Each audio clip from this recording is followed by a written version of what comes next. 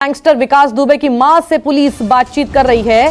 Police को विकास की मां ने कहा कि वो फिलहाल कानपुर नहीं जाना चाहती। तो गैंगस्टर विकास दुबे की मां से पुलिस इस वक्त बातचीत कर रही है और विकास दुबे की मां ने पुलिस को यह कहा है कि वो इस वक्त कानपुर जाना नहीं चाहती। तो एसएसपी से बातचीत हो रही है विकास दुबे की मां की।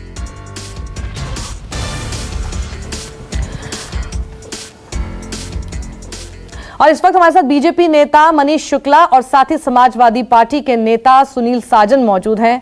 मनीष शुक्ला जी, कई तरह के सवाल जो यहां पर खड़े किए जा रहे थे, देखिए राजनीतिक दल भी उठा रहे हैं और तरह तरह के सवाल हैं, तो मैं चाहती हूं कि उस पर स्पष्टीकरण हो। सबसे पहला सवाल एक ये भी है कि जो शख्स कल तक सरेंडर करने की स्थिति में था, वहां पर उसने एक बार भी किसी भी पुलिस वाले का वेपन नहीं छीना, वो जब कोर्ट में उसकी पेशी होने वाली है, मतलब वो पहले सरेंडर खुद करना चाहता था, लेकिन अब जब वो उसकी पेशी होने वाली है तभी वो पुलिस की पिस्टल लेकर भागने की कोशिश करता है, जो कल तक पिस्टल भागने के बिल्कुल इरादे में दिख भी नहीं रहा था। नहीं, ये तो आपका कहना है कि उसने सरेंडर किया। मध्य प्रदेश के गृह मंत्री और मुख्यमंत्री ने कहा कि पुलिस ने गिरफ्तार किया है, तो अधिकृत बयान तो यही है। अब आपका मानना है, किसी का मानना है, तो जांच का विषय हो सकता है।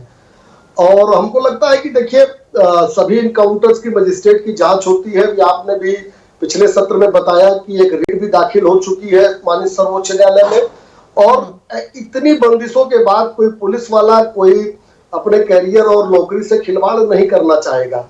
और विजुअल्स जो पुलिस वालों के आए हैं, अन्य चैनलों पे मैं बैठा था तो मैंने देखा है कि गंभीर रूप से 4 पुलिस वाले घायल हैं। जो प्रत्यक्षदर्शियों के बयान आपने दिखाए हैं, वहां प्रत्यक्षदर्शियों ने बताया कि मुठभेड़ हो रही थी, उन लोगों को रोक दिया गया था जाने से वहां जहां वो भाग कर गया था खेतों में। तो अभी तो जो दिखाई पड़ रहा है, जो ध्यान में आ रहा है, और हमको लगता है कि जब तक कोई कहीं से प्रामाणिक रूप से कोई बात सामने नहीं आती, तब तक हमको पुलिस का जो बयान है उस पर भरोसा रखना चाहिए। अभी अधिकृत प्रेस कॉन्फ्रेंस भी पुलिस करेगी।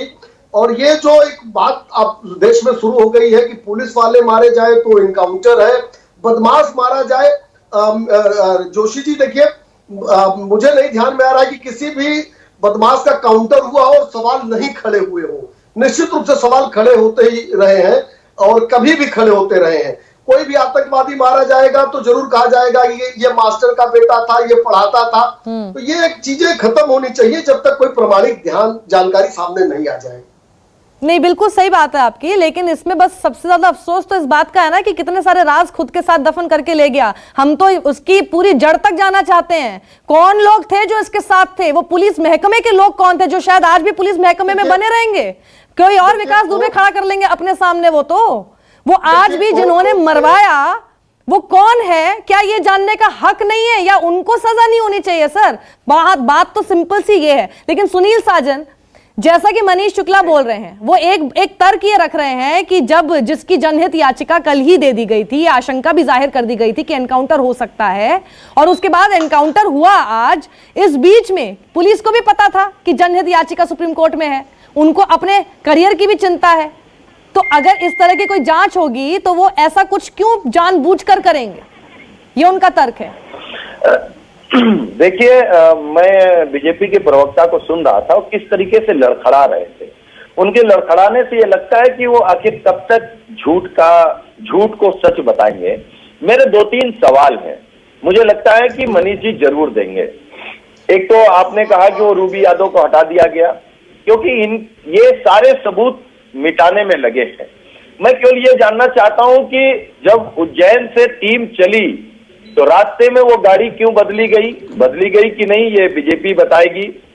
मीडिया को क्यों रोका गया? वो अपराधी था लेकिन पैर से थोड़ा गड़बड़ था, वो हथकड़ी क्यों नहीं थी और कितना भाग सकता था? देखिए, एक हालांकि बोलने में खराब लगेगा, लेकिन एक गांव में और कहावत है कि जब मालिक पे आता है तो पुलिस ने क्या किया, कुत्ते को मार दिया, मालिक को बचा लिया, मालिक दूसरा कुत्ता पाल लेगा। तो ये जो सरकार ने अपने आप को बचाया, मैं फिर कह रहा हूं, आपके डिबेट में कह रहा हूं, ये अगर सच सामने आ जाता तो योगी सरकार के मंत्री, विधायक, सांसद, पंचम तल पे बैठे अधिकारी से लेके जो IAS IPS अधिकारी हैं, ये सब लाइन से जेल में होते, सरकार गिर जाती। लेकिन ठीक है, थोड़ा उत्तर प्रदेश की जनता और इंतजार करेगी। ये जो जंगल राज है इसको जरूर बदलेगी। और ये सच कब तक छिपाएंगे? अभी भी समाजवादी पार्टी वो जो पहली मांग कर रही थी अभी भी कर रही है कि ठीक है, आपने मुद्दे को तो मुर्दा बना दिया, लेकिन क्या उसका सीडीआर सार्वजनिक करेंगे? आपने तो इनकाउंटर कर दिया। और मैं फिर स्पष्ट कर रहा हूं, हम इस अपराधी के सिंपैथी नहीं रखते हैं। ये अपराधी को तो यही हक ही होना था। अगर न्यायपालिका के थ्रू चलता तो इसको फांसी होती। इनकाउंटर पुलिस ने कर दिया है तो भी मरा है, इसको तो मरना ही था। लेकिन इसके साथ साथ जो बच गए उनका क्या होगा? जी एक सेकेंड।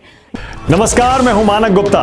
अगर आपको हमारा ये वीडियो पसंद आया हो तो इसे लाइक और शेयर जरूर करें, और हाँ, हमें सब्सक्राइब और फॉलो करना ना भूलें ताकि आप देश और दुनिया की कोई खबर मिस ना करें। तो जुड़े रहिए हमारे साथ और देखते रहिए न्यूज़ 24।